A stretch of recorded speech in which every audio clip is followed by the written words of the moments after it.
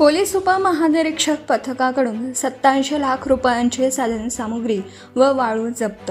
अवैध वाळू विरुद्ध मोठी कारवाई. नांदेड जिल्ह्यातील अवैध रेतीत खनन व वाहतुकीविरुद्ध मोठ्या प्रमाणात तक्रारी प्राप्त होत होत्या. सदर अवैध रेतीविरुद्ध कारवाई करण्यासाठी पोलीस उपमहानिरीक्षक श्री शहाजी उमाप यांनी पथकास नांदेड ग्रामीण पोलीस ठाणे हद्दीतील मौजे कल्हाळ शिवारात पाठविलं होतं. सदर पथकाने 28 एप्रिल रोजी रात्री 11 वाजता मौजे कल्हाळ शिवारातील वाळू धक्क्यावर कारवाई केली असता सदर ठिकाणी इंजिन बोटच्या माध्यमातून नदीपात्रातून वाळू उपसा होत असल्याचं व सदर वाळू एका फायबर बोटीतून नदीकिनारी आणले जात असल्याचं निदर्शनास आलं.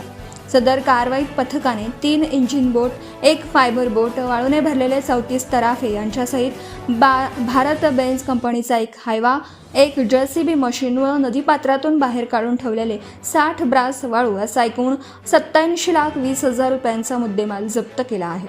नमूद प्रकरणात 4 आरोपीस ताब्यात घेऊन त्यांच्याविरुद्ध नांदेड ग्रामीण पोलीस ठाणे येथे गुन्हा नोंदवला आहे. सदर प्रकरणाचा तपास नांदेड ग्रामीण पोलीस ठाण्यातील पोलीस हेड कॉन्स्टेबल भोकरे हे करत आहेत. सदर कारवाईमुळे मिळालेल्या खात्रीशीर बातमीप्रमाणे कल्हाळ येथील गोदावरी नदी पात्रातून मोठ्या प्रमाणावर अवैधरित्या वाळू उपसा व वाहतूक होत असल्याचं निदर्शनास आलं आहे. सदर कारवाईत पोलीस उपनिरीक्षक पंकज इंगळे यांच्यासह police head constable Pradeep Khansole, police head constable Sanjeev Jinkalwad, police constable Ganesh Dhumal व पोलीस कॉन्स्टेबल कामाजी गवळी यांनी सहभाग घेतला. मागील काही दिवसांपासून सदर पथकाने अवैध व्यवसायांच्या विरुद्ध उल्लेखनीय व धाडसी कामगिरी केली असून पोलीस उपमहानिरीक्षक श्री शहाजी उमाप यांनी पथकातील अधिकारी व अंमलदारांचं अभिनंदन केलं आहे. महाराष्ट्र दिनापासून अवैध व्यवसायांविरुद्ध विशेष मोहीम. 1 मे पासून नांदेड परिक्षेत्रात अवैध व्यवसायांच्या विरोधात पुन्हा विशेष मोहीम राबवण्यात येणार आहे. सदर मोहीम ही 1 मे ते 31 मे दरम्यान सुरू राहील. या मोहिमेत परिक्षेत्रातील सर्व प्रकारच्या अवैध व्यवसायांविरुद्ध कारवाई करण्यात येणार आहे.